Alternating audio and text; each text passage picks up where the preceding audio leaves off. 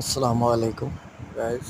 তো আজকে একটি ভিডিও নিয়ে আসছি। তো ভিডিওটি হচ্ছে একটা ফ্যানের বেয়ারিং চেঞ্জ করলাম আমি। তো এই বেয়ারিংটি ভালো মানের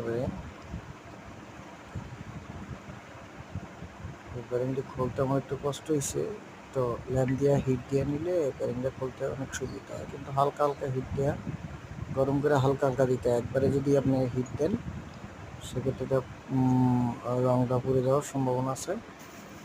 আর বেয়ারিংটা যখন লাগাবেন তখন এই এই ধরনের একটা সমান তলের কোনো কিছু নিয়ে সমান করে বাড়ি দিতে হবে। যদি আপনি বেয়ারিংয়ের ভিতরে প্রথমত বাড়ি দিতে চান তাহলে বেয়ারিংটা নষ্ট হয়ে যাব, বা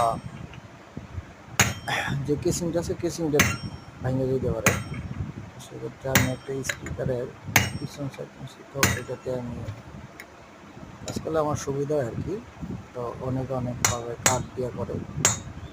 তো যেমন 50% দোকানের পরে পরে হাতে দিয়ে আস্তে আস্তে ছোটো ছোটো বাড়ি দিয়ে সমান তালে ঢুকাই দিব। কারণ এটা যদি চাউল থাকে বা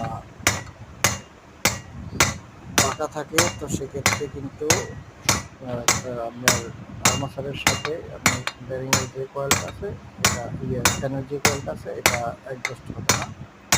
আর্মাচারটা যদি লড়ে চড়ে যায় বা সুইচিং করতে বা নিজেই কেনা কষ্ট হয়।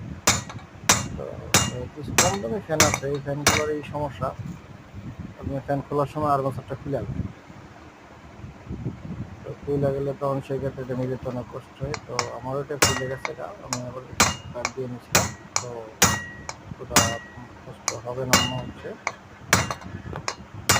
যাই হোক, আমার ভিডিওটা যারা দেখবেন তারা অবশ্যই আমার চ্যানেলটা একটু সাবস্ক্রাইব করে দেবেন। আর পাশে থাকবেন ভাই, আমি ছোট একটি ইউটিউব চ্যানেল খুলছি ভাই, যদি আপনারা একটু পাশে থাকেন অবশ্যই আমি ভালো কিছু করতে পারবো। আমি যতটুকু কাজ করি ওটুকু দেখানোর চেষ্টা করি আর কি।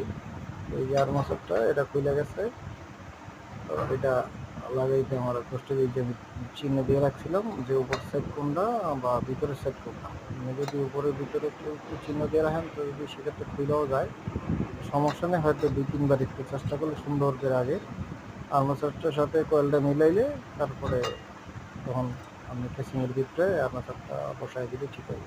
ভালো থাকবেন, সুস্থ থাকবেন।